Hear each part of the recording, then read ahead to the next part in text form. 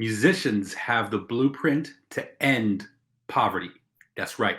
Musicians have the blueprint to end poverty. Live the life you love. What's going on, y'all? So today's episode is a talk that I did at my final day of class in my entertainment finance class. And when we ended the class, the last four lectures was something I call the financial freedom series. And this series taught students how to invest in stocks and analyze stocks, different types of investments. We looked at Web 3.0 and how that's going to change the world and industries. And we also did this final talk and how musicians have the blueprint to end poverty. So I wanted to share this with our listeners. Hopefully, y'all enjoy this. And just a couple quick housekeeping things. As always, subscribe to the podcast wherever you listen to. If you're on YouTube, subscribe to the YouTube channel. We also have a Patreon. If you want to learn how the music business works, or you just want to support the podcast, you can support it for as little as $1 a month. And for $10 a month, we have access to all kinds of videos that teach you how to run ads, to teach you how to book shows, how the music business works. And then we have a $20 level with live workshops. And actually now coming up, you get an opportunity to talk to our guests on the podcast as well. So check that out. That's at patreon.com/making it academy. And here we go.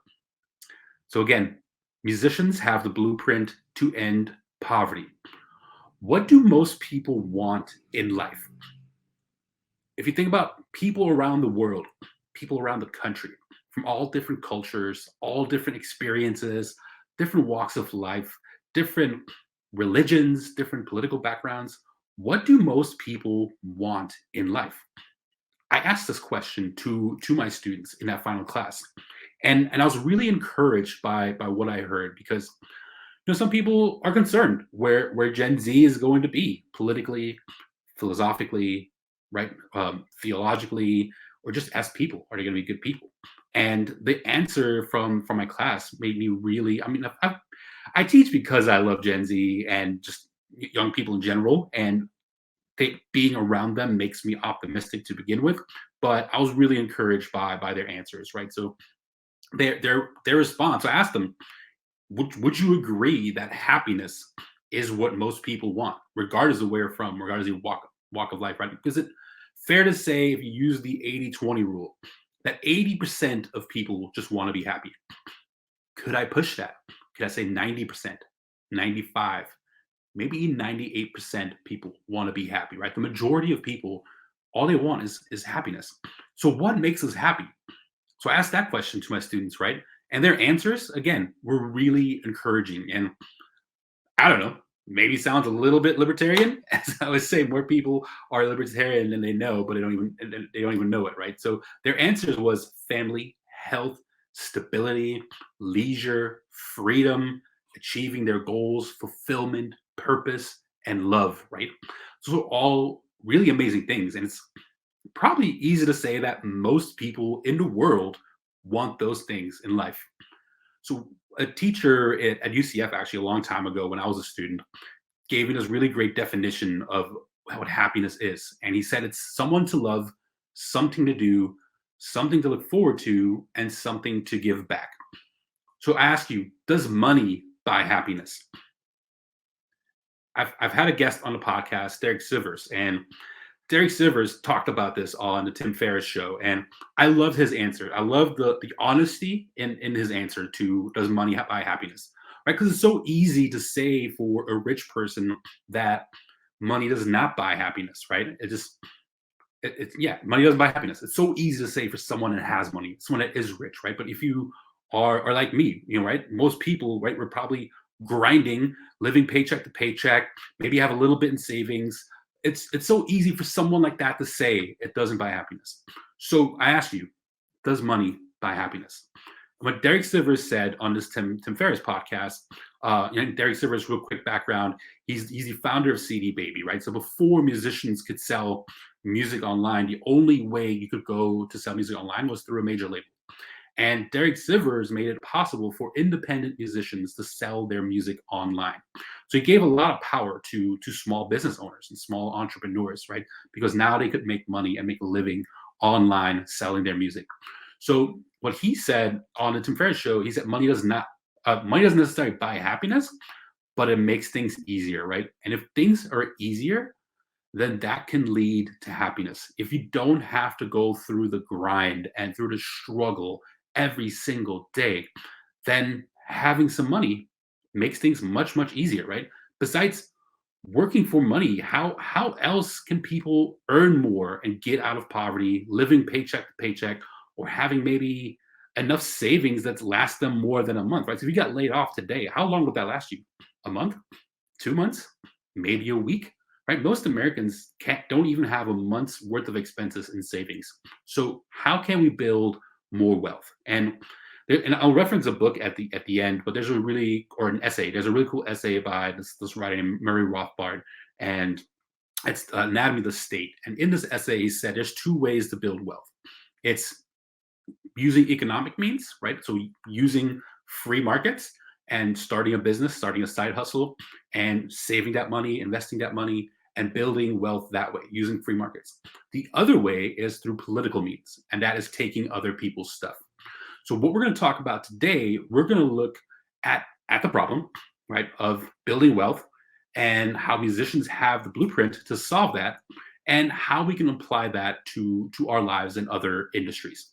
So let's start with the problem. So record labels are I guess I'm not even going to say anywhere the necessary evil of the music industry, but record labels is the route that a lot of musicians in the past wanted to go, right? And Rick Barker, who's also been on the podcast, has a great podcast called The Music Industry Blueprint. He once talked about he always talks about how if you want to be famous, he's not the guy for you, right? But if you want to make a living being a musician, he can help you. I can help you, right? There's so many great voices out there in the podcast world. I can help independent musicians. I help independent promoters and managers. We help you make a living doing this. And going the record label route is chasing fame. It's not really going to build happiness, right? When you sit down in your bedroom or in your studio and you write a song, you own everything. There's two copyrights to the song, right? So there's the composition and there's the master, or also known as the sound recording. And when you write your own song and you write the melody and the lyrics, you own all of it. 100% is yours. You have the ability to take that and monetize that, right? But why does someone play music? Like, why do you play music if you're a musician that's listening, or you have a friend that's a musician, or you work in the industry, you work with musicians, right? Why do people want to play music? Because it makes them happy, right? Because it gives them purpose, going back to what most people want in life. But then you hear these countless stories of record labels screwing over artists by giving them horrible deals. And I've also said on the podcast, the reason these horrible deals exist is because we keep signing these freaking deals. Stop signing horrible deals. Stop giving away ownership to your music, because you own it all. You have the power until you give it away. Right? Sound familiar? You have the power until you give it away. You own what you create until you give it away. Even major artists like Taylor Swift have struggled with their record deals, right? It's her first record deal. She was with Big Machine, and Scott Borchetta was the owner of Big Machine. And when her label deal ended a few years ago, it was the first time in her career where she had the option to sign a new deal. And she ended up going to, Universal, right? That's where she went. And Scott Borchetta sold her masters for a ton of money to Scooter Braun. And that pissed her off because she didn't even have the option to buy her own masters. And, even artists as big as Taylor Swift have issues with their record labels, right? Because they give up ownership. And there's so many independent musicians or small musicians you may have never heard of that sign with a major label and never release their music, right? I think Ari Herstand talks about, I think it's 90% of artists that sign with a major label never release music. And only 1% of artists that sign with a major label are successful. So why give up all of your ownership when you only have a 1% chance of success with that major label, right? The chance is already slim enough as it is. Well, that depends, right? As independent musicians, there's many ways to build a living. And I've talked about that a lot on podcasts. But why take something that's so hard to build, building your own business, earning a living, and giving that up for a 1% chance out of the artists that sign with a major label, right? It's already hard enough to get a label deal, and then it's even harder to be successful on a label. So when you sign with a major label, the labels dictate everything. They have control over everything, right? And you don't only just give up ownership, but you also give up power and control. Again, sound familiar? We'll get there in a second.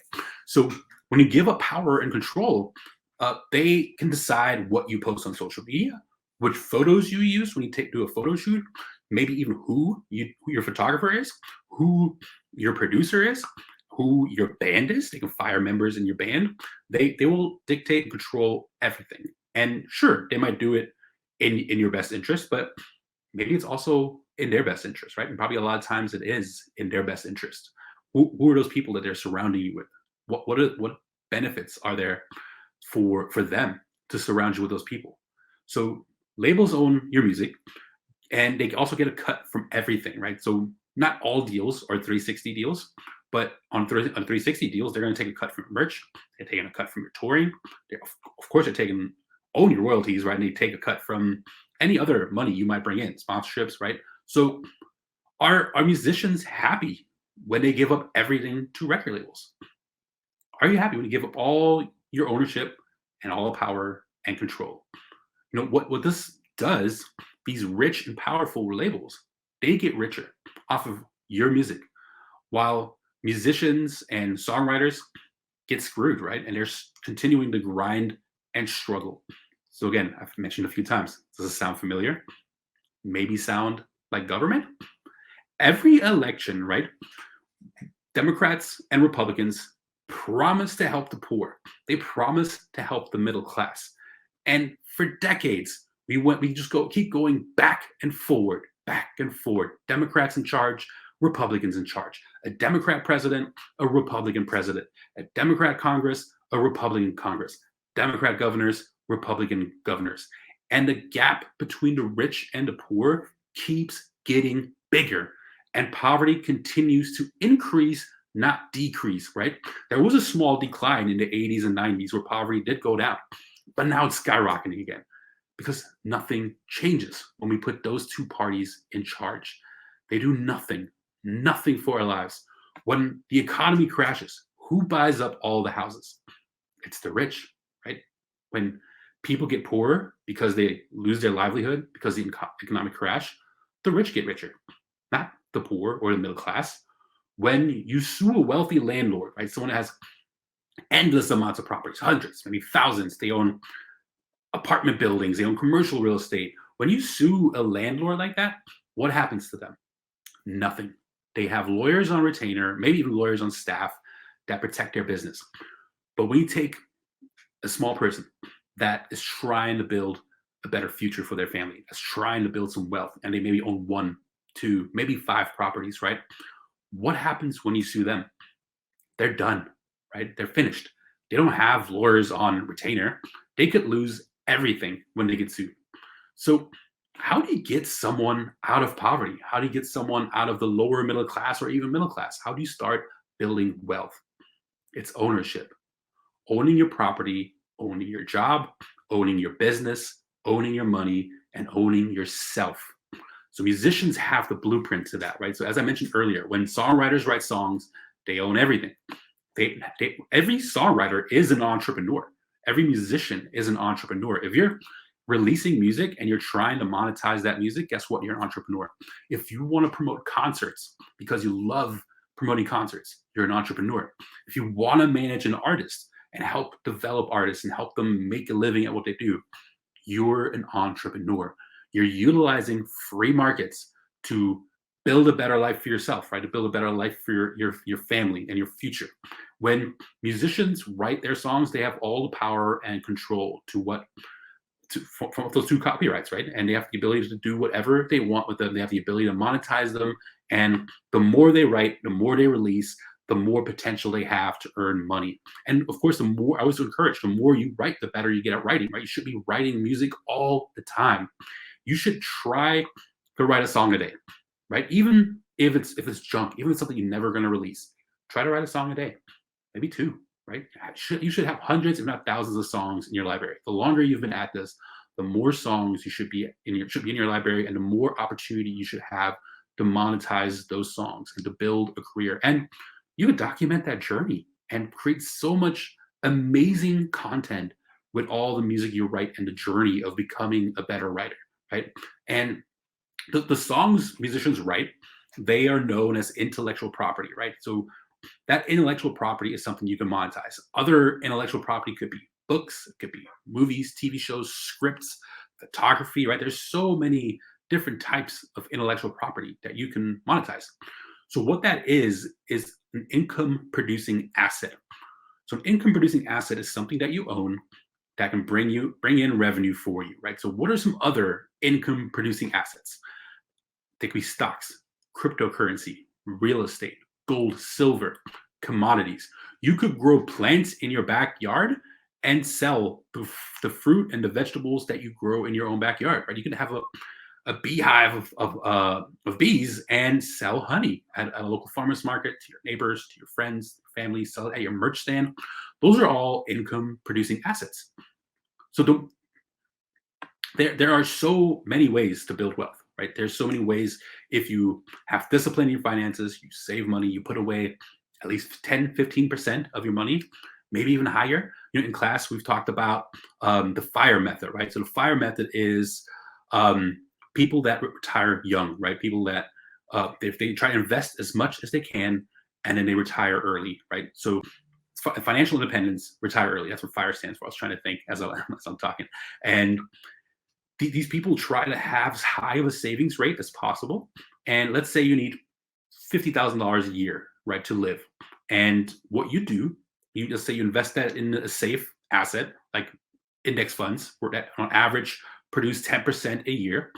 And you do the math, right? How much money do you need to have in your bank account to get $50,000 a year at 10% savings rate? So it's about $500,000, right? $500,000, 10% of that is $50,000 a year. So if that's what you need, then you should work as hard as you can to get $500,000 in the bank account. And maybe I'll record the rest of the Freedom series to teach y'all how to get there, financial freedom series. But income producing assets. So why is it so hard sometimes to build wealth? Why is it so hard to start a business and become an entrepreneur? It's because the government gets in the way, right? The government makes it more difficult to own things with laws, regulations, permits, requiring licenses, right? They have all kinds of rules and regulations on income producing assets and giving you the ability to create more, but they have so many rules and regulations and licenses requirements and permit requirements that make it really, really difficult. And we could talk about each of the different asset classes and how the government makes it more challenging, but let's talk about the licensing piece real quick. So requiring a license to own a business, right? In New York, it costs thousands of dollars to have a license to braid someone's hair. Like, how many people in the country right now, this second, as you're listening to this, are braiding someone's hair, braiding a neighbor's hair, braiding a friend's hair, and maybe even charging them $10 for it or $20 for it, right? How many are doing that right now? And if they don't have a license to do that, they're technically breaking the law.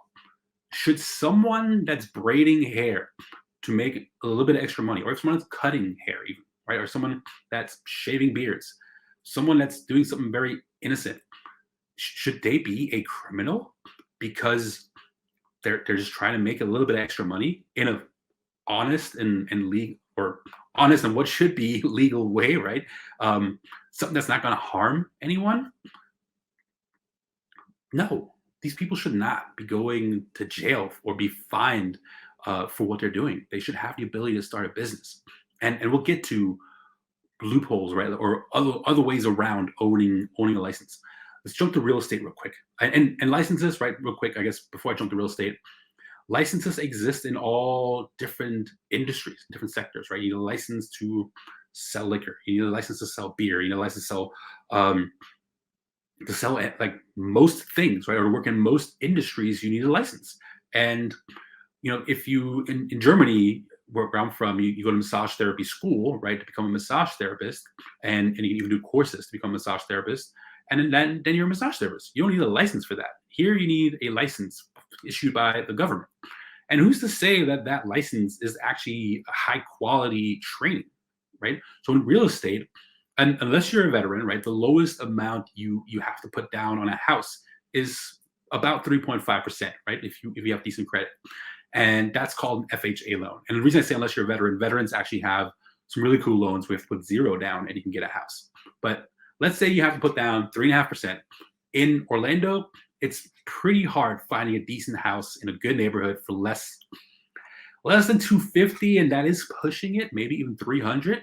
But 3.5% down on $250,000, that's $8,750, $8,750 plus closing costs, right? And maybe a few other fees. And if you're doing an FHA loan, you have to pay for an inspection. You have to pay for someone to inspect the house. So it's not just 3.5% down, it's more. And for someone living paycheck to paycheck, or for someone living lower middle class or in poverty, they don't have $9,000-$10,000 just laying around in savings, right, to go buy a house. So it's really challenging for someone to own a home and build some wealth. When I got started in the music industry, I started with this organization called Rock for Hunger, where we go downtown every week. We would feed the homeless. We'd feed about 100, 200 homeless people. We would go every Friday, go tutor kids at the New Image Youth Center, which actually Shantae Barton Stubbs has been on the podcast from the New Image Youth Center. And we would try to help make the community better, right? But when we were talking to the homeless, we learned a few things about their lifestyles and their living. And a lot of them that we fed, right there, we didn't go to a shelter. We went, fed them in a park called Lake Eola in Orlando. And before that, we actually fed them in the post office because it used to be illegal to feed the homeless. The mayor literally had people arrested for homeless people, for someone who wanted to feed a homeless person. And we found a loophole around that. So we did that at the post office, which is federal property, right? So he couldn't arrest us on federal property. And then later on, they finally let that stupid law go, and we could feed homeless people in the park again. But talking to the homeless people, they preferred to sleep on the street or under a bridge or in the woods, because it was dangerous to sleep in the shelters, right? And the shelters is where people got robbed, raped, beat up, or sometimes even killed. And someone that's trying to create a better life for themselves and just is down on their luck, they don't want to be in those conditions, right? So it's illegal to sleep under a bridge, or it's totally fine and legal to sleep under a bridge or on the street or in the woods, but it is not legal to buy a piece of property. Let's say you find a cheap piece of land and you wanted to build a tiny home on that piece of land. That is illegal. You cannot own a tiny home on a piece of land without licenses and permits, right? A bunch of requirements that you have to get approved from the government. Now let's talk about cannabis. In Florida, you have to pay $60,000 per year to distribute, plus $60,000 if you want to grow, plus $60,000 if you want to dispense, right? So you might want to just do one of the three, but to do one of the three is $60,000, and for each additional, it's an additional $60,000. So we're talking about $180,000 if you want to grow a plant in your backyard and package it and then distribute it, right? There's people in jail and people in prisons that sold nothing but cannabis. That's all they sold, and it's a Schedule I drug, right? So it's a federal offense. It's worse than heroin and worse than cocaine on the schedule of drugs and in the federal government. And these people are in jails and prisons in states where it's not legalized yet, or maybe in some states even too, where it is legalized, right? And these are, and cannabis is becoming more and more mainstream. More and more people are open to cannabis or won't judge someone for smoking cannabis. And we've learned there's lots of health benefits to cannabis. I smoke it because I have Tourette syndrome, and the little nasally sounds or vocal sounds I make sometimes, that's my Tourette's, and I smoke because it helps reduce my symptoms for Tourette's. It would be much worse if I didn't smoke. But these pioneers of this industry that, in a way, are in the industry of health. In a way, they're in the industry of antidepressants and the industry of helping cancer patients, right, build up an appetite so they eat. Or in the industry of helping people with pain, right? There's so many benefits to cannabis, and the pioneers of that industry are in prison or in jail, or if their records got expunged and they're free, they don't have money saved up to grow cannabis and distribute it or sell it, right? So they have to go back to doing it illegally. And when you do something against the laws, the rules, then you create a black market, and then now it's a higher chance of you going to jail again for doing it illegally. And it's not okay. Like something that grows literally like a weed in your backyard, you're now a criminal if you want to sell that. It's just not something not right with that system. Killer Mike has a really cool TV show, right, on Netflix, and I think it's only one season. But on the first, and Killer Mike's from a band called from a group called Run the Jewels, a really cool hip hop duo from Atlanta. But in the first episode of the show, he challenges himself while on tour. I think it's for a week to shop only at purely black-owned businesses, right? And it doesn't. Like, so he assumed he'll go to a black neighborhood and go eat at a restaurant or go to the grocery store, and that will be 100% black owned. Guess what he found out? They weren't black owned, right? Most of these businesses were owned by someone else, someone that's not black. And he also learned through this research that a long time ago, in the, before the Civil Rights Act, we'll get to that in a second, there were way more black-owned businesses than there are today. And sure, there might be a lot of black-owned businesses in the world of entertainment, in the world of finance, and so many cool like online businesses, right? But when you come to like basic needs like food and shelter, like there's not a lot of black-owned businesses. There's not a lot of minority-owned businesses, right? I have a Latin background. My dad's from South America, and there's also not a lot of Latino-owned grocery stores or restaurants or grocery stores, restaurants. Where else am I getting at? Maybe not a lot of Latino-owned financial assistance programs, right? So that's starting to change. It's happening. There's more of that because people are working really, really hard, saving up a ton of money to get these expensive licenses. So if the Civil Rights Act never happened, I'm not saying that it's a bad thing that it happened. There's some bad to it, but if it never happened, but we continue to evolve as we have, right? We continue to become more intelligent, more connected through social media, through conversation, through lectures and movies and documentaries. Do you really believe that segregation would still exist today if the Civil Rights Act never happened? Or do you believe if the free market would have allowed to make these changes? Do you believe those changes would have still happened? I do, right? And my students that I asked, they all believe that if the Civil Rights Act never happened, that the industry would have changed and evolved itself. I mean, these days, if a business is racist, you go on Yelp or Google and write horrible reviews about this business, right? And there's countless horrible reviews that a business is racist or people are protesting in front of a business. Are people going to go there? Probably not. Hopefully not, right? That business will probably go out of business. So with time, we actually have evolved intellectually as well, right? Become better people. Rihanna, one of my favorite stories that I talk about a lot. So Rihanna, when she signed to her major label, her first album, right, was a smash. Second album was a smash. And she went on an arena tour, sold out shows all over the world, very successful, lots of money coming in, but she files for bankruptcy. Why does she file for bankruptcy? Such a successful artist, famous, right? Everything that you hope to have out of a career, fame and selling records and selling out venues, but she was broke because she owned nothing.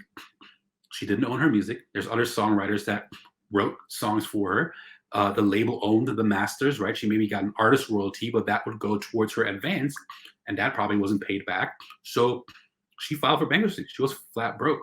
And today she's a billionaire. So what changed? She started her own business, right? She started her fashion company. And they're now, it was in the news this week, they're now going to open some actual retail stores across the country as well. Amazing story, right? Someone that filed bankrupt but never gave up, kept using the free, or as free as the markets are, we'll get to that in a second, but as free as the markets are, she kept using the markets to build ownership, to build wealth. And today she's a billionaire, right? So we've talked about the problem. Let's talk about some solutions.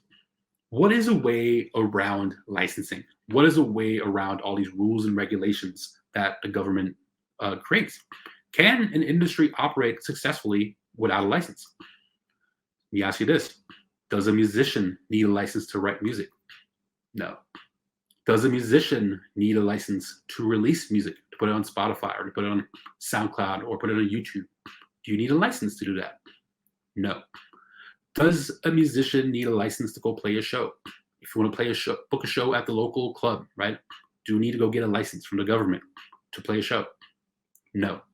If you want to print up some merch and sell merchandise at your shows, or even sell merchandise on your website, do you need a license to do that? No. If you want to start a Patreon and you want to start having fans crowdfund your career, right, or do a crowdfunding campaign on Kickstarter or somewhere else, do you need a license from the government to do that? No. So you might say, well, yeah, well, that's music, right? And it's not like music can harm anyone. It's not, at least not physically. I know some people get upset by some of the lyrics in some songs, but it's not harming anyone physically, right? And it's like, so it's just music. But are there other industries that use a similar blueprint that musicians do of not needing a license?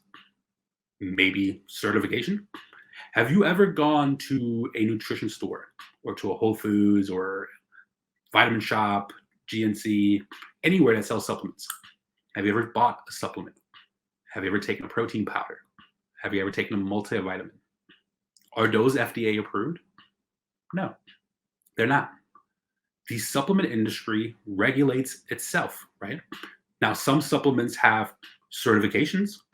They might have the organic label. They might have the non-GMO label. I forget the name of the label, but for athletes, right? There's a label that is athlete approved for athletes that get maybe drug tested for competing. So the industry is regulating itself. And how often do you hear of someone dying from a supplement? Not very often, right? Maybe not even at all. Now, there was an issue one time with ephedra, right, where people were getting heart attacks and dying from taking ephedra. Either their bodies couldn't handle it or they took too much, right? I don't know why, but people were dying and having heart attacks from ephedra. So what did the industry do? It quickly regulated itself, right? I think it's hydroxycut, right? That was the main supplement. They started releasing new products that didn't have ephedra in them. And did that change the industry? Do people now all of a sudden need to have a license to put out supplements? No, right? This was 15 years ago, and it's 15 years later, maybe even longer than 15 years ago. And years later, the supplement industry is still regulating itself. We can learn more from the fitness industry. Have you ever worked with a personal trainer? Or have you seen a personal trainer at a gym at least, right? So someone training a client. Did you know they don't need a license to be a personal trainer? They have a certification.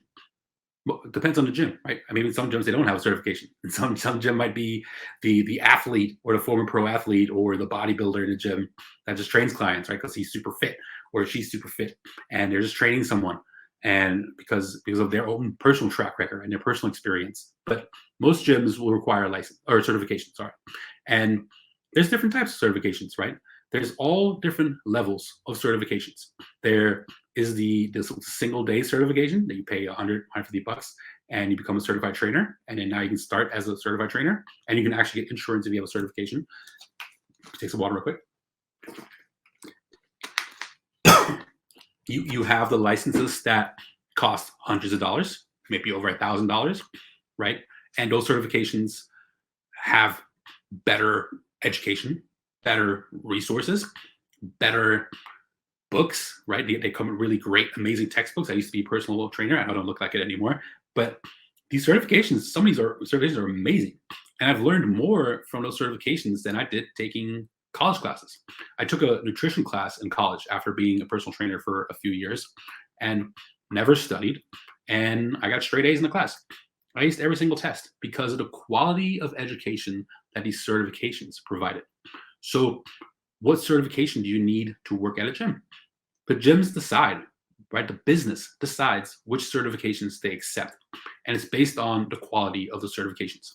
Some gyms will require any certification as long as you have one. Some gyms, again, might let you train without one if you're the former pro athlete or college star or bodybuilding champion, right? They may not require you to have a certification at all.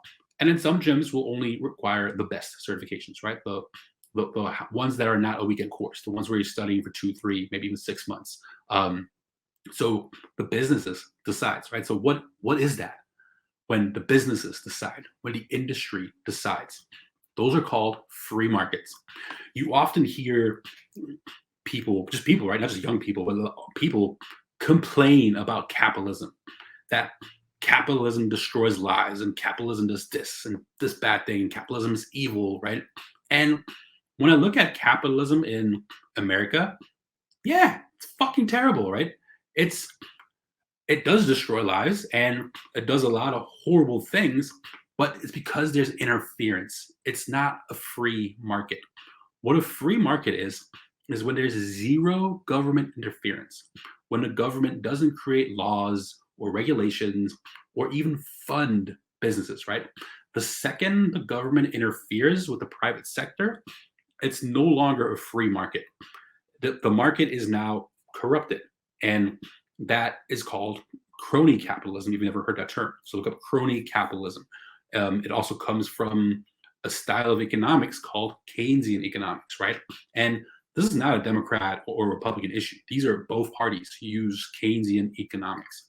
If you look at the economic spectrum, right? So I know politics, we often talk about left and right, right? But in economics, it's more of a top and bottom, right? So the political spectrum is really more like a diamond instead of just a left and right thing, right? So on the diamond, on the bottom, to the bottom half of the diamond, so imagine, you have a top, a bottom, and a left and a right. So the right being, put parties on it, could be the Republicans, the left being the Democrats.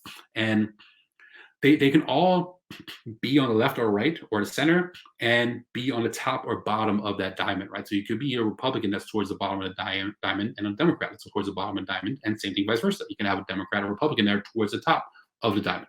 So let me break down the diamond real quick. And if I remember, I'll throw in a visual on the YouTube video. So if you're listening to the audio version, I'll try to describe the visual as best as possible, right? So you can take the diamond, right? So in the center, if you draw a line from left to right, there's a bottom half and a top half. And there's two main economic schools on each half. The bottom half is the centralized half, right? And the more you move towards the bottom, you're moving towards the collective and large organizations, right? So the government can be a large organization. Amazon is a gigantic organization. Google, Facebook, right? Those are giant organizations. So moving towards the bottom of the diamonds benefits those giant organizations and collective, right? So doing things for the greater good.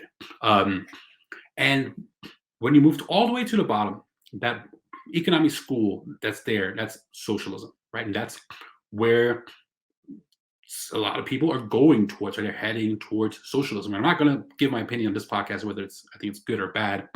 I feel like most of you, especially if you listen regularly, you probably know where I'm at. But the bottom of the diamond is socialism. The school right above that, still centralized, right? So the bottom half is centralized economies. That's Keynesian economics. So Keynesian is a centralized school of economics. It's all these supply and demand charts and all this crazy math that you've probably seen at school, and you probably just tune the hell out because it's boring as shit, right? But these schools create more government control, more government interference. They think it's a good thing, and someone takes a rock and throws it through the window of a business because now that business has to hire the glass maker to make a new piece of glass and then hire someone to install that piece of glass, right? So their argument is it creates jobs. Just like they believe that wars and killing people, right? Murdering people overseas, having innocent lives be destroyed and killed. They believe that's a good thing because it stimulates and helps the economy. So I believe that's a bad economist, right? Keynesian economics. And yes, I hate capitalism in America also. However, there's two other schools. So if you move towards the North Pole and the top half of the diamond, that is called the decentralized schools, right? That's the whole Web 3.0, that's blockchain, that's cryptocurrency, right? They're all talk about this decentralized culture. So the first school you come across is the Chicago School. And the Chicago School was made famous by someone named Milton Friedman and Thomas Sowell. So look those guys up if you want to learn a little bit about the Chicago School of Economics. But they believe in smaller governments, less government, right? No government interference, zero interference. So there's no funding and no laws and regulations to prohibit businesses of operating freely. And as you move towards the top, you're moving more towards small business and independently owned and power to the individual, right? Power to the individual to freely express themselves however they want to be, right? And I feel like a lot of musicians would resonate with that. And so that first school has a little bit of the Keynesian economics, it has a little bit of the math and the charts and all that stuff, and is a whole lot more free and a whole lot more decentralized. And then if you move towards the top of the diamond, you have what's called the Austrian School. And the Austrian School is pretty much almost completely decentralized. And there's definitely zero government interference and really small government, right? And almost barely any government programs. People pay less taxes. They have fewer restrictions to operate freely, and that creates more opportunity for small business. And when there are more small businesses, it creates competition, right? And when there's competition, what happens to price? The price goes down. When there's more competition, what happens to quality? The quality goes up, right? So we have better prices and better quality in a completely free market. That's the kind of capitalism that I love. Free and open markets, right? So if you're not comfortable going all the way there, being anarcho-capitalist, right? As Rebecca, forget her last name, blanking, but she's been on the podcast, and she's the anarcho-capitalist musician, right? And a free market musician. She has a really cool blog. Definitely check that out. But so maybe it might seem a little bit too extreme to move towards that. But check out the Chicago School. Check out Milton Friedman and Thomas Sowell, right? Check out the things that they talk about, because more competition does create better pricing, better quality, and it gives power to the people. So what would we apply that to education? You know, the same class of students, a lot of them were on scholarships, right? And these are government-funded scholarships. In Florida, we have the Bright Future Scholarship. So as long as you take that money to a public school, your college is free. It's paid for. And it doesn't matter what you study. You can study whatever you want with that free education. I know some politicians will talk about free education in Europe. Well, I can tell you from Germany, sure, there is free education, right? But it's only the best of the best and the brightest that get that free education. And no, they cannot use that money to go study music, to go study literature. They're using that money to go study medicine, engineering, architecture, law, right? And those are amazing degrees, nothing against those degrees, but that's the only thing you can use your government scholarship for over there, your government funded education. So I say education here is free because we have state scholarships that fund state schools. So what would happen if you didn't have to take that money to a state school? Let's say you take that money to wherever you want it. So in Orlando, we have a school called Full Sail University, where I used to work at, right? And it is the best music business program in Orlando, in Central Florida. Probably the best. Maybe the Frost Music Business School at the University of Miami might be a little bit better, right? But one of those two are probably the best music business program in Florida. Maybe the entire Southeast, if you don't count Nashville or Tennessee, or actually Nashville, right? So it might be the best music business program in the two best music business programs in the entire Southeast, but they're both private schools. So someone has a state scholarship in Florida can't go to Full Sail and they can't go to Miami. But what if they were able to take their money there? What if you could take your money to any private school that you wanted to, or public school? What would happen? What would happen to education? There would be more options, right? Because I've already said, if that ever happens in Florida, I will start a physical campus for the Making It Academy. Take my word right here. I will start a physical campus when students can take their scholarships and take them to any school that they want to. I will start a Making It Academy campus where people can learn about the music business, entrepreneurship, finance, right? And I'm not the expert in teaching all this stuff. I'll teach the music business part, but I will have other experts teaching these other areas. So what would happen if anybody could open a school? More options, right? More small businesses, more opportunity for better education, for the education that you want. Doesn't everyone deserve to go to the type of school they want to? If you can't afford Full Sail or you can't afford University of Miami because they're expensive private schools, then why not create more options? And when there are more options, again, what happens to price? The price goes down. Now Full Sail becomes cheaper. University of Miami becomes cheaper. What happens to the quality of education when there's more opportunity? It gets better. Your public school education becomes better because now they have to compete with those private schools that are teaching real stuff, right? My philosophy in teaching is real life education. So when I teach in my public university, I teach real life stuff. I teach students how to build ads. I teach students how to monetize their music career and build a business, and teach gaming students, right, how to utilize Twitch and Patreon to build a real business. So there will be more of that when there's more options and better education. And I'll wrap with this. Doesn't every child deserve the same thing? Every child has a different learning style.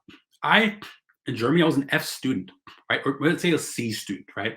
And in Germany, after fourth grade, they decide which level of schooling you go to next based on your performance in elementary school.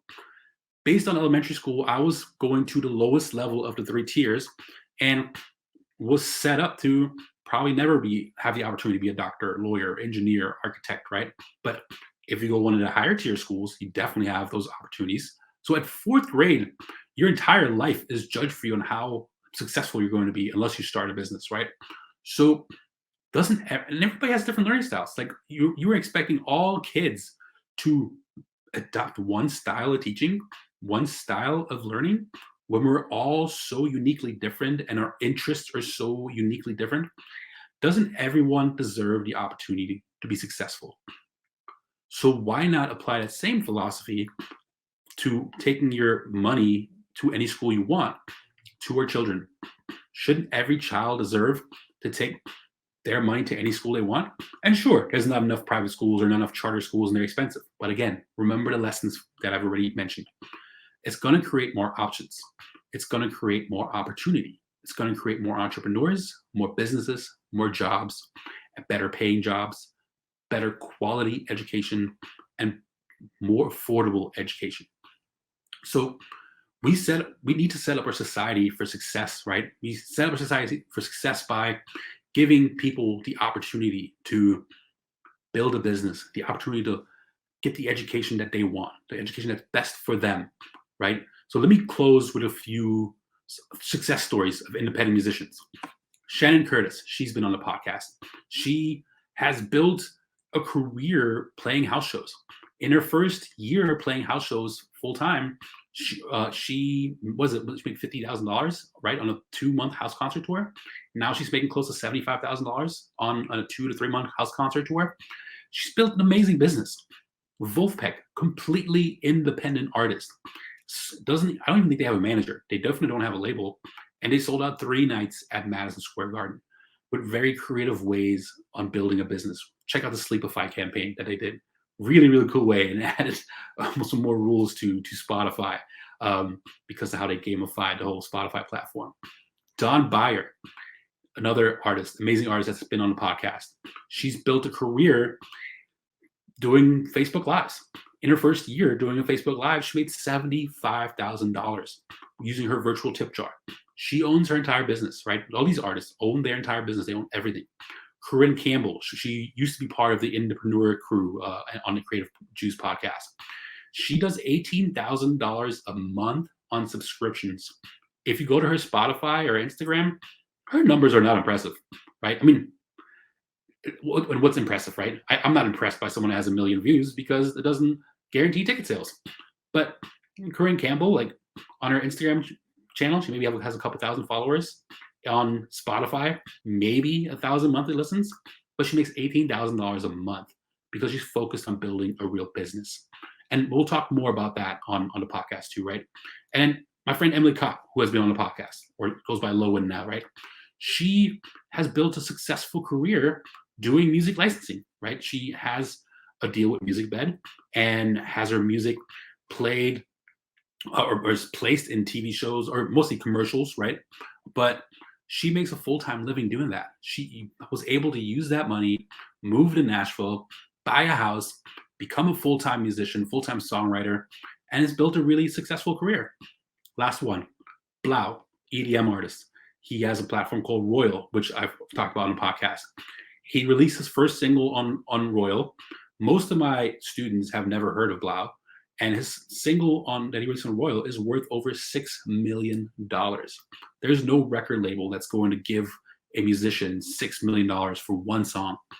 So musicians can show us, right? The fitness industry shows us that ownership can lead us out of poverty and end the fact that we're living paycheck to paycheck. They show us how it's done.